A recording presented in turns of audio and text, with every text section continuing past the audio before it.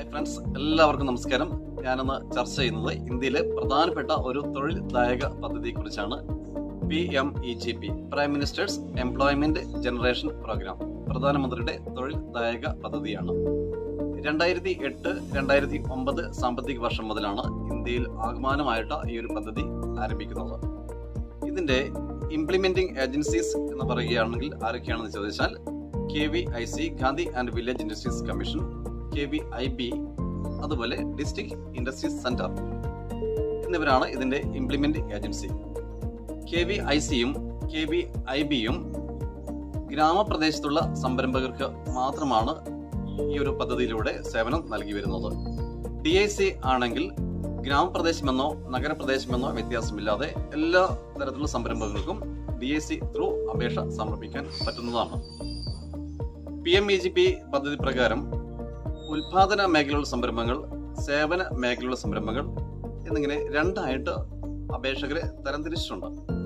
ഉൽപാദന മേഖലയിൽ, അതായത് മാനുഫാക്ചറിംഗ് മേഖലയിൽ പരമാവധി വായ്പാ തുക എന്ന് പറയുന്നത് 25 ലക്ഷം വരെയുള്ള, അതായത് 25 ലക്ഷം വരെയുള്ള പ്രൊജക്റ്റുകൾക്കാണ് പരമാവധി ഉൽപാദന മേഖലയിൽ വായ്പ നൽകുന്നത്. സേവന മേഖലയിലാണെങ്കിൽ പരമാവധി പ്രൊജക്റ്റ് കോസ്റ്റ്, പദ്ധതി ചെലവ് എന്ന് പറയുന്നത് 10 ലക്ഷം രൂപ വരെയാണ്. ഇവിടെ ആർക്കൊക്കെ അപേക്ഷ സമർപ്പിക്കാൻ പറ്റും എന്ന് ചോദിച്ചാൽ 18 വയസ്സ് പൂർത്തിയായിരിക്കണം. അതുപോലെ മാക്സിമം പരമാവധി ഏജ് വയസ്സ് പറയുന്നുണ്ടോ? പരമാവധി ഏജ് പറയുന്നില്ല. അതുപോലെ വിദ്യാഭ്യാസ യോഗ്യതയാണ്. വിദ്യാഭ്യാസ യോഗ്യത എന്താണെന്ന് ചോദിച്ചാൽ 8ാം ക്ലാസ് പാസ് എന്നതാണ് പറയുന്നത്. 8ാം ക്ലാസ് പാസ് ആർക്ക്? ഉൽപാദന മേഖലയുള്ള ഒരു സംരംഭമാണ് ആരംഭിക്കുന്നത് എങ്കിൽ 10 ലക്ഷത്തിന് മുകളിൽ ഒരു പ്രൊജക്ട് കോസ്റ്റ് വരികയാണെങ്കിൽ അദ്ദേഹം സംരംഭകൻ 8ാം ക്ലാസ് പാസ്സായിരിക്കണം. സേവന മേഖലയിലാണ് എങ്കിൽ 5 ലക്ഷത്തിന് മുകളിലുള്ള ഒരു സംരംഭമാണ് സംരംഭകൻ ആരംഭിക്കുന്നതെങ്കിൽ 8ാം ക്ലാസ് പാസ്സായിരിക്കണം. 5 ലക്ഷത്തിൽ താഴെ സർവീസ് മേഖലയുള്ള, സേവന മേഖലയുള്ള സംരംഭമാണെങ്കിൽ 8ാം ക്ലാസ് പാസ് എന്നത് ഒരു വിദ്യാഭ്യാസ യോഗ്യത അല്ല, നിർബന്ധമില്ല. അതുകൊണ്ട് തന്നെ വിദ്യാഭ്യാസ യോഗ്യതയെ കുറിച്ച് ഇവിടെ നമുക്ക് ഒരു പ്രോബ്ലം വരുന്നില്ല എന്ന് തന്നെ വേണമെങ്കിൽ പറയാം. അതുപോലെ ആർക്കൊക്കെ എന്ന് ചോദിച്ചാൽ വ്യക്തികളാണ് പ്രധാനമായിട്ടും അപേക്ഷ സമർപ്പിച്ചു വരുന്നത്. പുതിയ ഒരു തൊഴിൽ സംരംഭം ആരംഭിക്കുന്നതിന് വേണ്ടിയിട്ടാണ് ഈ ഒരു സ്കീം ഉള്ളത്. നിലവിലുള്ള സംരംഭം, ഓൾറെഡി ഫങ്ഷനിങ് ആയിട്ടുള്ള, വർക്ക് ചെയ്തുകൊണ്ടിരിക്കുന്ന ഒരു സംരംഭം അത് മോഡിഫൈ ചെയ്യാൻ, അത് ഡെവലപ്പ് ചെയ്യാൻ ഈ ഒരു സ്കീമിൽ പറ്റില്ല. PMEGP പദ്ധതി പ്രകാരം ആരംഭിച്ച ഒരു യൂണിറ്റ് ആണെങ്കിൽ അത് വികസിപ്പിക്കുന്നതിന് വേണ്ടി പിന്നീട് PMEGPയിലോ അഡീഷണൽ വായ്പ എടുത്ത് എക്സ്പാൻഷൻ നടത്താവുന്നതാണ്. അത് പറയുന്നുണ്ട്. ഓക്കെ. അതുപോലെ cooperative societies, charitable trust, self help ഗ്രൂപ്പുകൾ എന്നിവർക്കും അപേക്ഷ സമർപ്പിക്കാൻ പറ്റുന്നതാണ്. ഏതൊക്കെ വിഭാഗത്തിലുള്ള സംരംഭങ്ങൾക്ക് ഈ ഒരു പദ്ധതി പ്രകാരം അപേക്ഷ സമർപ്പിക്കാൻ പറ്റില്ല? മത്സ്യം, മാംസം, പുകയില, മദ്യം, കച്ചവടം, അതുപോലെ കൃഷി, റൂറൽ ട്രാൻസ്പോർട്ട് തുടങ്ങിയ മേഖലയിലുള്ള സംരംഭങ്ങൾക്ക് ഈ ഒരു പദ്ധതിയിൽ അപേക്ഷ സമർപ്പിക്കാൻ പറ്റില്ല.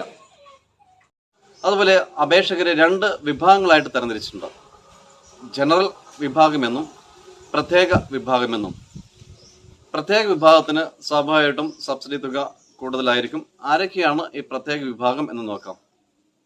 Scheduled caste, scheduled tribes, OBC, ന്യൂനപക്ഷ മതവിഭാഗങ്ങൾ, ഭിന്നശേഷിക്കാർ, വനിതകൾ, ഇവരെല്ലാവരും പ്രത്യേക വിഭാഗത്തിൽ പെടുന്നവരാണ്.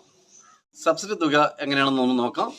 സബ്സിഡി എന്ന് പറയുന്നത് നഗരപ്രദേശത്ത് അടിസ്ഥാന സബ്സിഡി എന്ന് പറയുന്നത് 15%.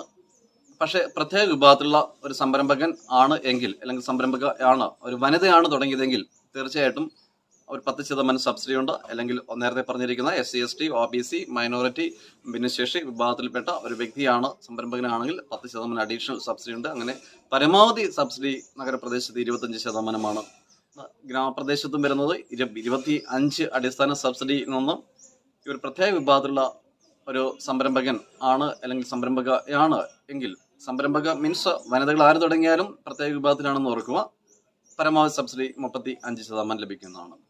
ഇതാണ് സബ്സിഡിയെ കുറിച്ച് മനസ്സിലാക്കി എന്ന് കരുതുന്നു. ഇനി അല്പം കൂടി ഡീറ്റെയിൽസിലേക്ക് പോവുകയാണ്. എങ്ങനെ അപേക്ഷ സമർപ്പിക്കണം? അപേക്ഷ ഓൺലൈനിലായിട്ടാണ് അപേക്ഷ സമർപ്പിക്കുന്നത്. KVIC.gov.in എന്ന വെബ്സൈറ്റിലൂടെ നമുക്ക് അപേക്ഷ സമർപ്പിക്കാൻ പറ്റുന്നതാണ്.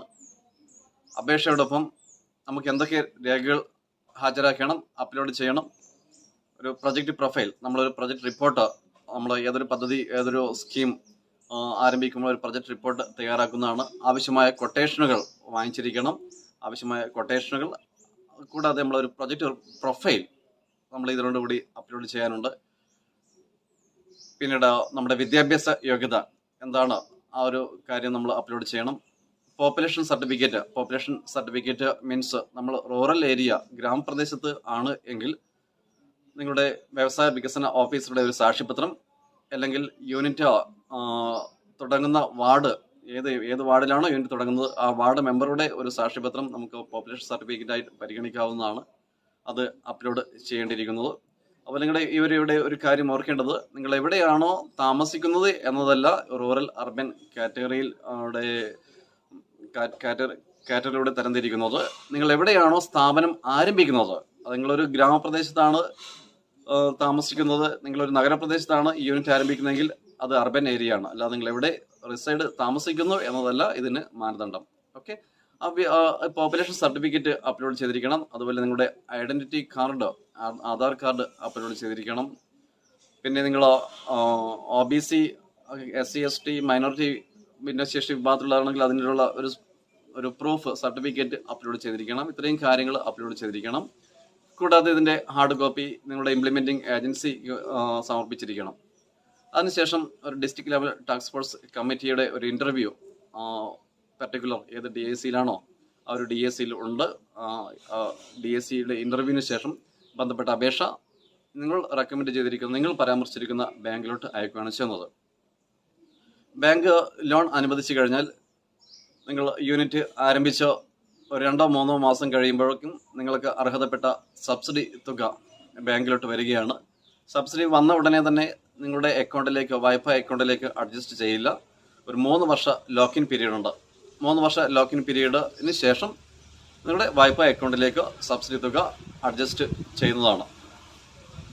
പിന്നീട് ഓർക്കേണ്ടത്, ഈ ഒരു സബ്സിഡി നമുക്ക് ക്ലെയിം ചെയ്യുന്നതിന് EDP എൻ്റർപ്രണർ ഡെവലപ്മെൻറ്റ് പ്രോഗ്രാം പരിശീലനം നേടിയതിൻ്റെ ഒരു സർട്ടിഫിക്കറ്റ് ബാങ്കിൽ ഹാജരാക്കേണ്ടതായിട്ടുണ്ട്. EDP ട്രെയിനിങ് നിങ്ങളുടെ ജില്ലാ വ്യവസായ കേന്ദ്രങ്ങളിൽ നിന്നും അതുപോലെ റോഡ് സെറ്റ് പോലുള്ള സ്ഥാപനങ്ങളിൽ നിന്നും നൽകുന്നുണ്ട്. അത് നിങ്ങൾക്ക് അറ്റൻഡ് ചെയ്ത് ഈ സർട്ടിഫിക്കറ്റ് നേടിയെടുത്ത് ബാങ്കിൽ സമർപ്പിക്കാവുന്നതാണ്. അതുപോലെ നിങ്ങൾക്ക് ഇതിൻ്റെ ഇൻട്രസ്റ്റ് റേറ്റ് എങ്ങനെയാണ് എന്നൊരു ഡൗട്ട് ഉണ്ടാവും. ഇൻട്രസ്റ്റ് റേറ്റ് എന്ന് പറയുന്നത് നോർമൽ റേറ്റ് ഓഫ് ഇൻട്രസ്റ്റ് തന്നെയാണ്. അപ്പോൾ സ്വാഭാവികമായിട്ട് നിങ്ങൾ ചിന്തിക്കും, അപ്പോൾ ഇതുകൊണ്ടുള്ള ലാഭം എന്താണ്? അതായത് നിങ്ങൾ എത്രയാണോ വായ്പ എടുത്തിരിക്കുന്നത് ആ വായ്പാ തുകയ്ക്ക് മുഴുവനായിട്ടും പലിശ അടയ്ക്കേണ്ടത് എന്ന അട്രാക്ഷൻ ഇതുണ്ട്. സബ്സിഡി കൂടാതെ ആ ഒരു അട്രാക്ഷൻ കൂടിയുണ്ട്. അതായത് നിങ്ങൾ ഫോർ എക്സാമ്പിൾ 10 ലക്ഷത്തിൻ്റെ ഒരു പ്രൊജക്റ്റ് ആണ്, 10 ലക്ഷത്തിൻ്റെ ഒരു പ്രൊജക്റ്റ് ആണ് എങ്കിൽ ഒരു സ്വന്തം വിഹിതമുണ്ട്. ഏതൊരു യൂണിറ്റ്, ഏതൊരു സംരംഭം ആരംഭിക്കുമ്പോഴും സ്വന്തം വിഹിതം ഒരു ഐശ്വര്യമാണ്. PMEGP പദ്ധതി പ്രകാരം സ്വന്തം വിഹിതം എന്ന് പറയുന്നത് പ്രത്യേക വിഭാഗത്തിൽപ്പെട്ട വ്യക്തിയാണെങ്കിൽ 5%, ജനറൽ കാറ്റഗറിയുള്ള ഒരു സംരംഭകനാണെങ്കിൽ 10%. ഫോർ എക്സാമ്പിൾ 10 ലക്ഷത്തിൻ്റെ ഒരു പ്രൊജക്റ്റ് ആണെങ്കിൽ സ്വന്തം വിഹിതം എന്ന് പറയുന്നത് 50,000 ആയിരിക്കും, അതായത് 5% ആയിരിക്കും. ഇവിടെ 10 ലക്ഷത്തിൻ്റെ ഈ ഒരു പ്രൊജക്റ്റ് ഒരു എക്സാമ്പിളാണ് 10 ലക്ഷം എന്ന് പറയുന്നത്. അതിൽ 9.5 ലക്ഷം 5% നിങ്ങളുടെ കോൺട്രിബ്യൂഷൻ കഴിച്ച് 9.5 ലക്ഷം വായ്പയായിട്ട് ബാങ്ക് നൽകുന്നു. നിങ്ങളുടെ സബ്സിഡി തുക എന്ന് പറയുന്നത് നിങ്ങളൊരു സ്പെഷ്യൽ കാറ്റഗറിയുള്ള വ്യക്തിയായത് കൊണ്ട് നിങ്ങൾക്ക് 3.5 ലക്ഷം, 10 ലക്ഷത്തിൻ്റെ 3.5 ലക്ഷം, മൊത്തം പ്രൊജക്റ്റ് കോസ്റ്റിന് 3 ലക്ഷം സബ്സിഡി ആയിട്ട് നിങ്ങളുടെ ബാങ്ക് അക്കൗണ്ടിലേക്ക് വരികയാണ് ചെയ്യുന്നത്. അത് ആ ഒരു ലോക്കിൻ പീരീഡിന് ശേഷം ഇവിടെ 3.5 ലക്ഷം സബ്സിഡിയുടെ ആ ഒരു തുക കഴിച്ചിട്ട് 6 ലക്ഷം അതിന് മാത്രമേ നിങ്ങൾക്ക് പലിശ അടയ്ക്കേണ്ടതോ എന്നുകൂടി നിങ്ങൾ മനസ്സിലാക്കുക. ഒരു 3 വർഷം ലോക്കിൻ പീരീഡ് കഴിഞ്ഞിട്ട് ഈ ഒരു തുക നിങ്ങളുടെ വായ്പ അക്കൗണ്ടിലേക്ക് ക്രെഡിറ്റ് ചെയ്യുകയാണ്. അതുപോലെ മറ്റൊരു പ്രധാനപ്പെട്ട ഒരു കാര്യം എന്ന് പറയുന്നത്, ഒരു തൊഴിൽദായക പദ്ധതി എന്ന് നേരത്തെ സൂചിപ്പിച്ചുണ്ടായി. അതുകൊണ്ട് തന്നെ 1 ലക്ഷം ഫിക്സഡ് ക്യാപിറ്റലിന് ഒരു എംപ്ലോയ്മെന്റ് നിങ്ങൾ നൽകണം. ഒരു ഹില്ലി ഏരിയ ആണെങ്കിൽ, നോർത്ത് ഈസ്റ്റേൺ സ്റ്റേറ്റ് ആണ് ഇതൊക്കെ ഉദ്ദേശിക്കുന്നത്, 1.5 ലക്ഷം ഫിക്സഡ് ക്യാപിറ്റലിന് ഒരു എംപ്ലോയ്മെന്റ് ആണ് അവിടെ പറയുന്നത്. നമ്മുടെ നാട്ടിൽ പൊതുവെ 1 employment four 1 lakh fixed capital എന്നാണ് പറയുന്നത്. ഓക്കെ, എല്ലാവർക്കും നന്ദി രേഖപ്പെടുത്തുകയാണ്. Thank you.